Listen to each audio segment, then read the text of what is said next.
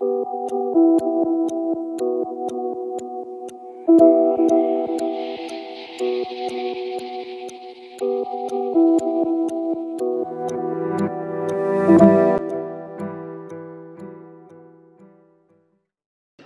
kabar Bang Amos? Alhamdulillah. Sehat ya.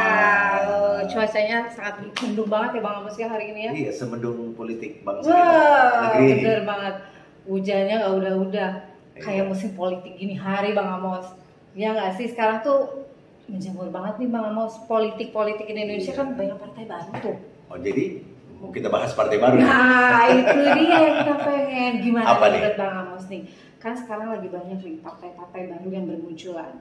Dengan situasi yang kondisinya politik sekarang nih, menurut Bang Amos Masa depannya ya? Masa depannya pastinya. Oke, saya mencoba menjawab bagaimana masa depan partai politik baru. Oke. Ada 4 variabel atau 5 variabel yang Ah. harus dipenuhi oleh sebuah partai baru agar mereka sampai ke Senayan. Yang pertama, mereka harus, atau partai politik baru itu harus mempunyai narasi yang kuat. Yang pertama, Oke. narasi yang kuat ya. Yang kedua, mereka harus punya jaringan. Baik. Ya, saya kasih contoh lah. Jaringannya seperti apa? Dulu PKB itu dilahirkan oleh Gus Dur Ya. menggunakan jaringan NU. Oke. Dulu Partai Amanat Nasional digagas oleh Pak Amin Rais menggunakan jaringan Muhammadiyah. Betul. Artinya jaringan itu penting.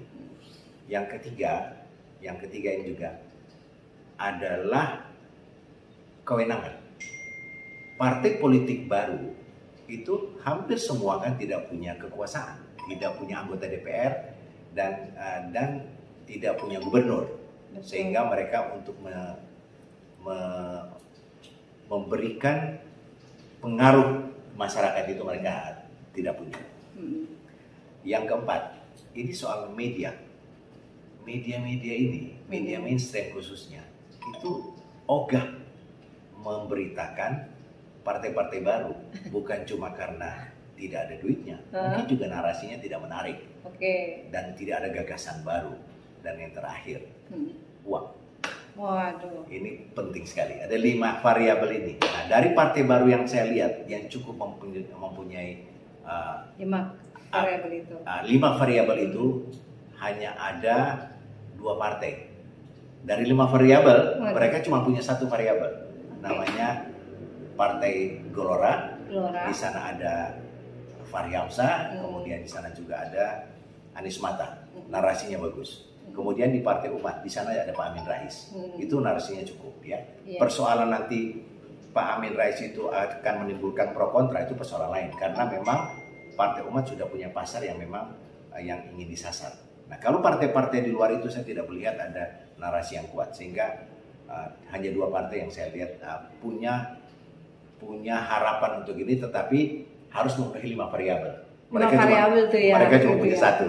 Saya kira itu. Oh gitu ya. Ini kan ngomong-ngomong tentang 5 variabel. Tadi kan Bang Amos bilang nih, kayaknya ada 2 partai baru yang lebih bergejolak di antara yang lain gitu ya.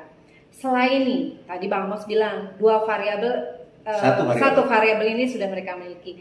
Lalu yang menarik buat saya, mereka kan belum punya power kekuasaan. Oh, iya. Lalu bagaimana nih trik-triknya bagi partai-partai baru ini untuk memiliki dewan-dewan legislatif mereka untuk bisa sampai ke Senayan nanti? Ada nggak tuh trik-triknya?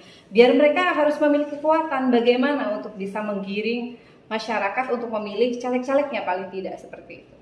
Saya kira jalan pintas ya untuk partai politik baru itu jalan pintas, tidak ada cara lain kecuali merekrut atau meng-hire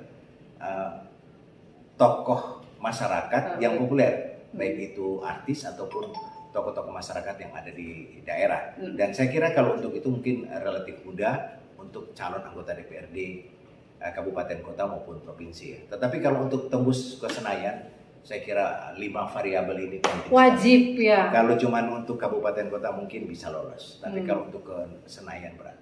Oke. Segitu aja bincang kita sore ini bersama Bang Amos. Next, lanjutin lagi di YouTube-nya kita. Oke. Oke, makasih ya. Terima kasih Bang Amos.